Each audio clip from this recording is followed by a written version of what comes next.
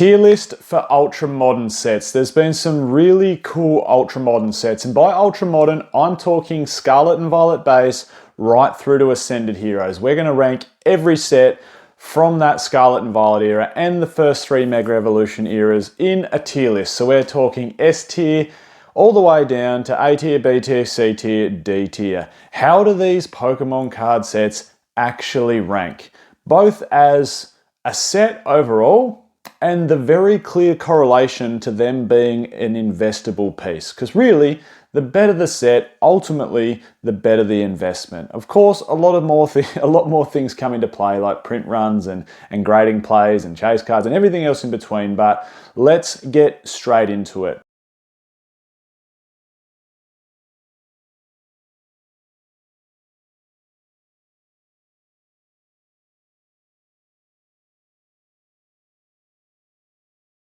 Let's start off with, of course, Scarlet and Violet base. Wow, this come out of the gate running and swinging.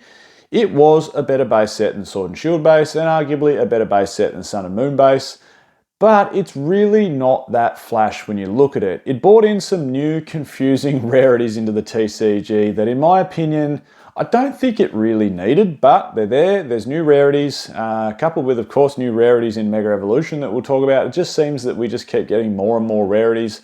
This was a bit confusing, but it brought a new spin on artwork with illustration rares and special illustration rares, moving away from VMAX and V alternate art Pokemon cards. So interesting new artwork. Some people really loved it, some people not so much. There's a couple of nice chase cards inside this set. As an investment, look, I'm going to have to rank it as C tier. It's not absolutely dreadful, it's not D tier, but it doesn't, in my opinion, it's not, in my opinion, worthy of even a B tier as an investment. It did cop a small reprint, which will possibly hurt it in the long run. Maybe if it didn't get a reprint like Sword and Shield base, we could have seen some more or stronger growth for this set. It is one of the weaker Scarlet and Violet sets. Moving along, and forgive me if these aren't in perfect order, because I'm going off the top of my head here, so yeah, forgive me if they're not in perfect order. Obsidian Flames. Pull rates for Obsidian Flames, incredibly easy. There is really one chase card inside this set. It is a one-hit pony in that beautiful Charizard. Beautiful maybe isn't the word to describe. Maybe it's beautiful because I pulled it. That's maybe where that's coming from. But overall, if we summarize this set, overall weak set, tough conversion rate to PSA 10, so very tough gem rate. There is a big multiplier effect from some of the illustration rares, like I'm talking the Ninetales, the Gloom, the Scizor, the Pidgeot, like conversion from raw to PSA 10, massive increases because of how hard they are to gem, which makes very low PSA 10 rates on these cards. Doesn't make them expensive though. They're not expensive chase cards. This set I would rank also as a C tier set. It's not Darkness Ablaze 2.0. It's a little bit better than that, but it's not a great deal better. Next set, 151. If you know me, I love this set. Of course, with my age, 35, we're talking massive amounts of nostalgia, throwing all the way back to the launch of base set and hopping in, the car with parents and going to the store and just getting so excited to get some Pokemon cards. Base set, Fossil, Jungle, it was awesome. And this set brought so many people back into the hobby due to its nostalgia. And look, it doesn't have the world's highest total set value, but it's a gorgeous set, and it's an S tier investment in my opinion. It is a gorgeous set. I don't think you can deny how many people were brought back into the hobby because of this set. It deserves to be an S tier set.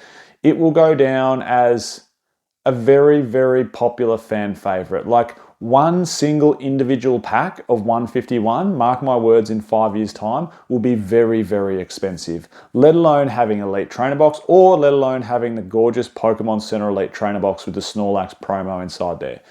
Awesome set. Deserves all the accolades it gets. Paradox Rift. Where does this rank on the list? Paradox is one of those funny sets because there were so many people hyping well, maybe not hyping, but maybe 12 months or so down the track, talking about Paradox and Temporal Forces being those sleeper sets from Scarlet and Violet era. And I suppose the question has to be asked, what makes them memorable? And Sword and Shield isn't too far in the rearview mirror, but this is a good, I suppose, reference point for this point I'm about to make. You look back to Sword and Shield now and you go, well, what's popular? Okay, Evolving Skies, of course, no-brainer. Second, Fusion Strike, of course, also no-brainer based on the awesome 5 top chase cards you can get from that set. And then you go, well, what are the next best sets? And people are probably going to go, well, Lost Origin's pretty damn good because there's an amazing Shinji Kanda artwork inside there. Silver Tempest is cool because it's got the Lugia. Brilliant Stars is cool because it's got an awesome trainer gallery and a alt-art Charizard. And Chilling Reign's pretty sweet because the artwork inside there is just so cool. But really, people are looking back and they're looking at Evolving Skies and Fusion Strike. And you go even further back to XY. What I'm getting at is there's a couple of sets from each era that people look at and go, they were the sets. They were the sets from that era that set the benchmark. And they are the sets that are going to be worth lots of money as a sealed product in the future. And for me, Paradox Rift and Temporal Forces just aren't that. I'm not saying they're bad sets. And in fact, it's pretty hard to rank them somewhere between B and C for me, but I don't know if I'm going to be a harsh critic here, but I'm going to rank Paradox Rift as a C tier set. That Groudon though is cool. There are some other cool artworks inside here. I'm not ragging on it. It's not a terrible set, but that's where I'd rank it as a C tier investment. Moving forward to Temporal Forces, similar boat to me. I mean, these sets of course tie in with each other. I like the artwork on Temporal Forces better. I like the things that we got like Morty's Conviction with the Gengar in there. I like that we got a Ghastly IR. So there's a little bit of a throwback to the original 151. This remake of the legendary dogs and everything with Raging Bolt and Walking Wake, and it's just like, you've made it a bit weird there in my opinion. But anyway, I guess I'm a boomer in the Pokemon hobby when it comes to that regard. So some of these new Gen 9 and Gen 8 Pokemon and before is just confuses me a little bit, but is what it is. I would actually rank Temporal a slight bit better, and I know I'm hedging bets here, but I'm going to rank it as a B tier set. Paldean Fates. This is one that I think surprised everyone. That Bubble Mew will go down as one of the most iconic cards from this whole Scarlet and Violet era, coupled with the fact you've got an awesome Charizard in there, coupled with the fact you've got an awesome Gardevoir in there, and some cool shinies, including a baby Pikachu shiny. This is a really solid set. People will be chasing that Bubble Mew for years to come. It is an A tier set in my opinion. Paldean Fates is awesome. Just a quick interlude. This video is of course sponsored by the Collector app. This is the one-stop shop for all your investing and collecting needs. You can put all your sealed product in there, all your singles inside there. It'll show you constant data, up to date, all the time, around the clock. So you're getting the latest sales converted straight into the app. So you can see prices of all your sealed product and all your singles. Moreover than that, as an investor, there's so many cool options. You can look at set analytics to see what cards are, you can see what cards are taking off and the most expensive in sets. You can see total set value, which is really important, in my opinion, to the future value of sealed product. And as a pro user, there is so much data inside here as a pro user. You can go back years and years to check out how things have been performing as a pro user, and awesome giveaways month on month as a pro user. So again, link in the description to download that one. We just finished with Paldean Fates. Let's keep moving forward. Twilight Masquerade. I really like this set. And maybe it's just the Greninja that I really like. There is a little bit of depth to this set though. And look, I don't think it's going to be that wild child that was sort of like Fusion Strike. Fusion Strike, everyone was like, well, the Gengar's sick. And I think most people like the Greninja from Twilight Masquerade. But the thing about Fusion Strike is you had a few more hits inside there, and it's like, there's a couple of trainer hits inside Twilight Masquerade, which I like, and there's a couple of ancillary hits, but you look at the top 5 and they don't really jump out at you. The Greninja does, but it's like, it just needed a couple more. You look at Paldean Fates and you go, yeah, there's a good top 3 in Paldean Fates. You look at Twilight and you're like, okay, the Greninja there is sick. It's a cool chase card. There's some nice trainers, but that's about it. It just, for it to be an A tier set, in my opinion, it just needed a 4th and a 5th chase card to really pump that set up. But for me, it is a B tier investment, Twilight Masquerade. Probably moving towards a B+. Right, what are we up to now? We must be up to, are we up to Shrouded Fable, I think? Again, forgive me if these aren't in perfect order, but Shrouded Fable, the awkward release that went horribly wrong for Pokemon, the Black Duck, I guess, of the family, it was just like, this set seemed to have nothing. There were some playable cards inside it. I really like some of the artwork inside here, mind you. I do really like the Persian. This will be like, I feel like this will be the dark horse though. It'll just oddly surprise people how this performs, because it feels like it wasn't printed overly heavy. Where were the reprints for this set? The Elite Trainer box looks cool, like the neon purple and green on it. Look, I'm not saying it's an A-tier investment, but I do think it's going to surprise people. I would rank it somewhere between C and B, just because I think it's going to be this outlier that just seems to sneak up on people. Let's leave it in C for the moment, but it's hard not to put it into B. Geez, I'm being a bit rough on Scarlet and Violet here, aren't I? Stellar Crown, this one, look, pull rates are easy, smaller set. It was the fuel that seemed to start the fire in terms of more people getting back into the hobby after a little lull in it. Not much in here. The Bulbasaur, the Squirtle, the Terapagos Special Illustration Rare. Again, C-tier investment though for me, Stellar Crown. Surging Sparks come out after that though, and this is a good investment, particularly at the price point that it's at. Some cool looking cards inside here. It has probably been printed a little bit heavier than some of the former sets we've talked about, which maybe has hurt the prices of some of the singles. But don't forget, we got Pikachu, we got Latios, we got Latios, we got Milotic, we got Hydreigon. There are some cool, there's Gold Pikachu as well, cool cards inside here. Long term, how will it perform? I don't think it'll perform as well as what people think it will, but however, at the price point that it's at the moment, I think it's a really good pickup. I'm going to place it as a B tier investment, Surging Sparks, but I would like to think it's B+/A-, but I'm just going to put it in the B spot here. Prismatic Evolutions, for me, this is an S tier set. It's so good.